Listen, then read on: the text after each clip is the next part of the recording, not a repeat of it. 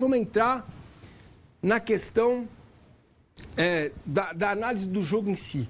Não achei o primeiro tempo ruim do Palmeiras. Achei que no segundo tempo o Felipe Luiz fez uma mudança interessante. O Cebolinha estava mal. O Flamengo melhorou um pouco, mas também não estava, mandando no jogo. Normal, o Flamengo entendeu. Acho que aprendeu a lição no jogo contra o Cruzeiro. Que ele, Flamengo, não tem obrigação de ser o Melva, de malvadão todo jogo. Que ele pode sim jogar por uma bola. Que ele pode sim ser reativo. Né? E aí vamos entrar nos pênaltis. Eu não sei se foi pênalti para o Palmeiras. Eu não sei. A tendência é achar que não foi, aquela bola na mão lá. Porque esta CBF é incapaz de colocar câmeras específicas para o VAR. Eu já falei sobre isso 1 milhão de vezes, vou repetir. Câmera de transmissão de jogo não serve para o VAR. Tá? Primeiro. Segundo, existe no Brasil uma deturpação, não tem esse impedimento semiautomático, o árbitro dizem que é profissional coisa nenhuma, eles não têm a mesma estrutura que tem os jogadores, mas partindo desse princípio, tá? Se o pênalti do Arrascaeta foi, no Vitor Roque foi, pra mim nenhum dos dois foi. E se é pra expulsar o Gustavo Gomes naquele lance, que expulse, que faça a arbitragem correta. Entendeu? Que sejam árbitros corretos. Que sejam capazes, competentes. Então, cara, o Wagner Hiway é um negócio inacreditável.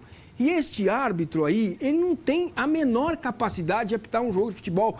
E ele tem escudo da FIFA no peito. Vai estar no Mundial. Vai pro Mundial. Então, cara, se o lance é inconclusivo, pra que chamar o árbitro?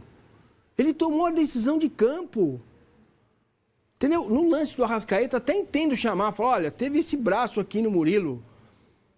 O Arrasca, quando o Murilo toca nele, ele vira para trás, inclusive, foi um passo de balé, dá uma olhada. Olha lá. Opa! Então, tudo bem. Olha, amigos que estão me vendo, não me incomodem nada vocês dizerem que eu sou Palmeiras é freguês, que eu tô chorando. Isso tudo, cara, pra mim é coisa de torcedor e eu respeito, entendo, sem problemas, não me incomoda em nada. Zero. Pode continuar que tá bom. Não tem problema, faz parte da brincadeira do futebol, da conversa do futebol, assim como vem neném, assim como a minha dança, assim como tudo. Tá tudo certo, né? Acho que tem espaço para tudo, né? E reconhecer a vitória do Flamengo justa pelo que o Flamengo fez no jogo é fato. Reconhecer que essa arbitragem é danosa ao futebol brasileiro, inclusive em alguns lances beneficiando o Palmeiras, é fato. E reconhecer que aquilo que a comissão técnica do Palmeiras fez aos 35 minutos, nem eu faria no meu time de várzea, de botão, sei lá. Isso é um negócio, isso é uma aberração. Isso me espanta, para não dizer choca, e me deixa preocupado, sim. Porque esse tipo de adversário é que o Palmeiras vai pegar nas Copas. No Brasileiro, veja, pode ser que o Palmeiras seja quarto colocado quando virar o Mundial, perca do Cruzeiro. Acho mais fácil o Palmeiras ganhar do Cruzeiro fora do que do Flamengo em casa. Mas isso é outra discussão, vai ficar lá para frente. Mas vem cá, o Palmeiras fica lá a 2 pontos do líder. A primeira perna do primeiro turno para o Palmeiras foi pesada, certo? Pesada, a segunda vai ser mais suave, né? Então, não é essa questão de ser líder, 1 ponto, 2, 10, claro, se fosse 10, tá tudo bem, né? É a questão que tem muito campeonato, vai terminar dia 22, mas são sinais, cara, são sinais, é esse tipo de adversário que o Palmeiras vai enfrentar, porque depois cai lá a Copa, teve azar. Você precisa ter capacidade de jogar contra o Flamengo e jogar bem, e ganhar o jogo. Contra o Botafogo, contra o Cruzeiro, seja qual for o adversário que vai vir aí na Copa, entendeu? Nas Copas. Desculpa se eu me estendi, mas era isso que eu queria dizer. Muito bem. A galera já está mandando mensagem aqui, mas eu quero ouvir você, Arnaldo. E por que o Flamengo, enfim, ganhou? Jogou bem, talvez. Tem gente falando que foi o melhor jogo do Felipe Luiz. Porque a estratégia foi muito melhor que a do Palmeiras do início ao fim, né? E quando o Massa fala do aprendeu contra o Cruzeiro, foram os 2 jogos que o Flamengo fez de confronto direto com o visitante e aprendeu mesmo. né? A partir da escalação e das mexidas, com menos, ele fez mais, né? E às vezes é preciso ter coragem, porque a gente falava aqui, o Pedro não vai jogar, certo? E o Pedro só entrou no final quando o Bruno Henrique não aguentava mais, né? E o Pedro e o Arrascaeta não vão jogar juntos fora de casa, não vão jogar, a não ser numa exceção. E o Flamengo vai marcar mais do que marca. E se você colocasse os dois times, o do Mineirão e do Allianz Parque, completamente diferente, acho que o Felipe Luiz foi muito bem na estratégia.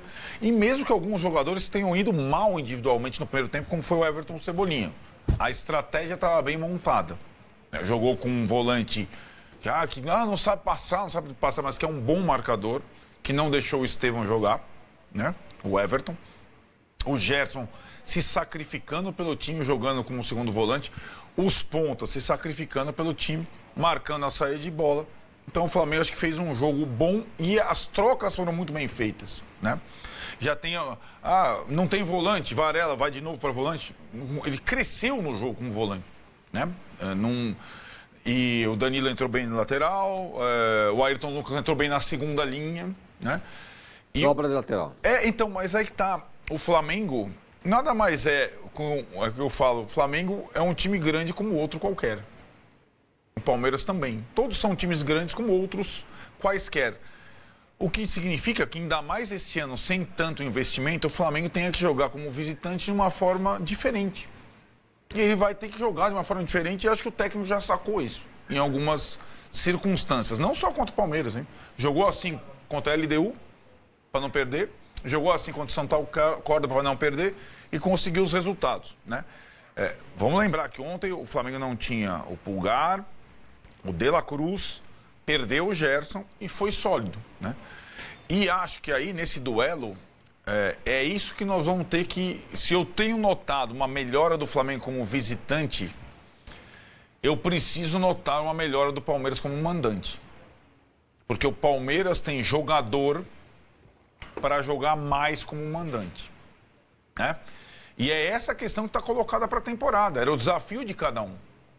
E não sou contra a dobra de lateral Gia e Mike, mas o elenco que o Palmeiras tem hoje permite 1000 outras soluções. Até porque a justificativa de barrar o lado esquerdo do Flamengo não cola, porque o Flamengo tinha um lateral esquerdo ontem, o Alexandre, que não passa do meio do campo. Então é 2 jogadores para marcar o Everton Cebolinha, que está em má fase? Não. Errou. O Estevão centralizado. Tudo bem, mas o Maurício já jogou na ponta direita quantas vezes da vida dele? Outras opções. E aí, concordo com o Massa totalmente. Além da estratégia mal feita, as trocas do Palmeiras foram muito ruins. Lembrando que quantas vezes o Palmeiras empatou o jogo com gol de cabeça de zagueiro ou com lateral na área tal, até isso ele perdeu. Parecia um jogo de mata-mata que se o Palmeiras não fizesse qualquer coisa desesperada, não era. O empate não era ruim para o Palmeiras, a gente falou aqui. E ele descartou a possibilidade do empate. Aí ele...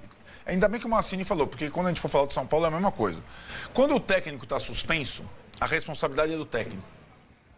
Né? Sim, né? Então, claro que as decisões, sobretudo as da bola em andamento, não as do intervalo, muitas vezes elas têm que ser tomadas de uma forma mais imediata, né? Pelo auxiliar. Né? Então, se o Castanheira quis trocar os dois, botar o Luiz e o Rafael Veiga lá naquele momento... Não foi o Abel. Então, a responsabilidade é do Abel. Não, foi ele. Eu estou te dando uma informação. Sim. Mas como isso pode? Ele pode falar? Mete uma mensagem, não sei o quê. Claro que pode. Não sei o que lá. Ele não pode estar no campo, ele não pode estar no estádio, mas ele pode estar na lua. Pode falar com o cara. Ele manda um zap. Tá. Exato. Né?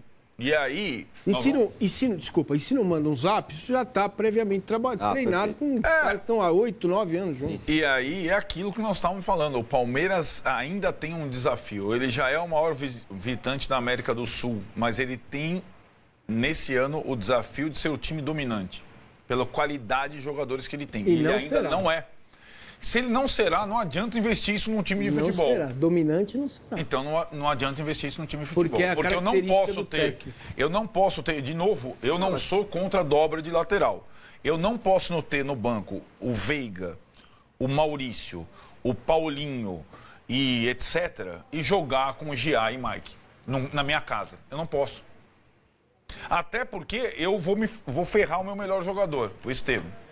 Que agora ganha fama. Só joga jogo contra não sei Cuiabá, quem. man. Ontem, como é que era? O cara foi marcado individual por um bom volante. Qual que era a criatividade do Palmeiras? E o Evangelista, ele é diferente do Rios. Né? Ele tem um jogo mais picado. Ele não tem a chegada, chute de média distância e tal. Então, o Palmeiras, em termos de criatividade... E aí, quando vai colocar os caras, coloca todos de uma vez, tira a possibilidade de outra. Então, foi muito mal o Palmeiras em termos de estratégia ontem mesmo. E perdeu por causa disso, não por causa da arbitragem. Né? Perdeu por causa disso. Porque foi pior. E tinha mais armas do que o Flamengo para jogar. Inclusive a sua torcida a favor.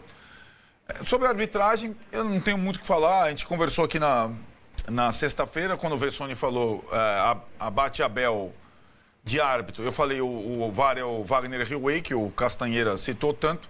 É um convite ao desastre, né? É um árbitro muito fraco, sem personalidade e um VAR intervencionista. E eu só digo, é necessário separar o joio do trigo. Dizer que a arbitragem brasileira é ruim é fácil, e ela é. Separar o que estava sendo a arbitragem brasileira no Brasileirão passado para essa é muito diferente, em todos os aspectos. Piorou. Mas muito. O comando da arbitragem brasileira piorou demais. O Rodrigo Martins Sintra é infinitamente pior do que o CNM. As escalas dele são abjetas. O que a gente tem de intervenção no VAR hoje no futebol brasileiro é uma piada, o VAR apita. E um monte de árbitro caseiro para lá e para cá em todos os estádios. O comando da arbitragem brasileira é um lixo atualmente e não estava sendo assim. A gente passou o segundo turno do Brasileirão do ano passado sem falar na maldita arbitragem brasileira. E os caras foram mudar. O Edinaldo foi mudar na calada da noite. Agora o presidente nem sabe quem é o presidente. Sabemos que ele mudou, né? Ele mudou.